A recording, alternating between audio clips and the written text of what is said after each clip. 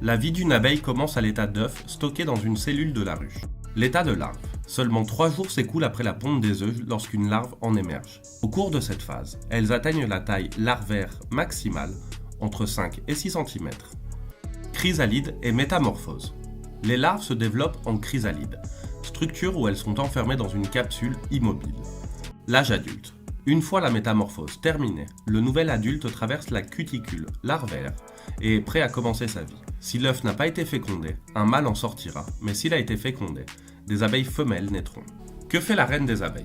La reine des abeilles est sélectionnée à partir de l'œuf, tandis que les autres abeilles seront des ouvrières. La reine des abeilles est la seule à pondre des œufs, et peut en pondre environ 2000 par jour.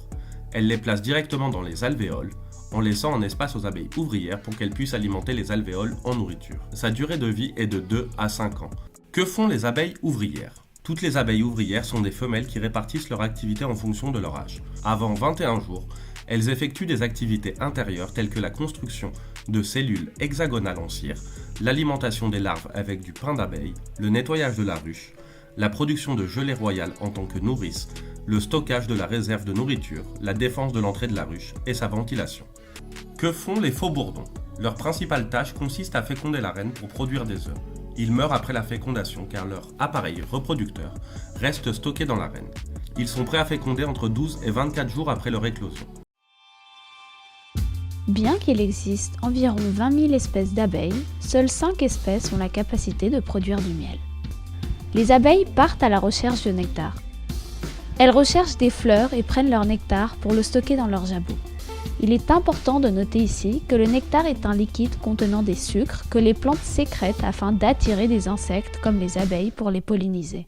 Une fois qu'elles prélèvent le nectar, elles le stockent temporairement dans leur jabot, une poche différente de l'estomac spécifiquement conçue pour cette action. Elles retournent à la ruche. Elles indiquent au reste des abeilles avec une danse où elles doivent aller chercher plus de nectar. Elles transmettent également le nectar à d'autres abeilles qui sont chargées de l'aérer. Ensuite, les abeilles déchargent le contenu de leur jabot auprès des abeilles receveuses situées dans la ruche, qui sont en charge d'aérer le pollen. Combien de temps pensez-vous que l'on peut conserver le miel ? A. 5 ans. B. 10 ans. C. 15 ans. D. Le miel se conserve éternellement. Quelle est selon vous la bonne réponse ? C'était la réponse D. Le miel conserve toutes ses propriétés bénéfiques pendant de nombreuses années. Nous pouvons donc dire qu'il ne périme pas. D'ailleurs, du miel vieux de 3000 ans a été découvert en parfait état dans certaines tombes pharaoniques. Elles stockent le liquide dans les ruches. Une fois la consistance désirée atteinte, les abeilles stockent le liquide dans la ruche et bougent leurs ailes pour qu'ils perdent de l'humidité. Les abeilles stockent le liquide résultant dans la ruche. Nous ne pouvons pas encore appeler ce liquide du miel car il doit encore perdre plus d'humidité. Cela empêchera la fermentation.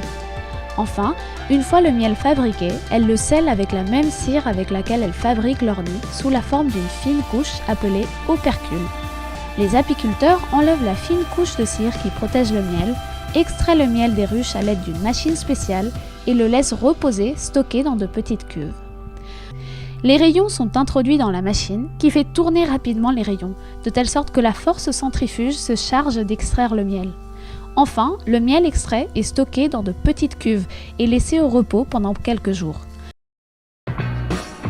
La plus belle des abeilles que l'on ait vue de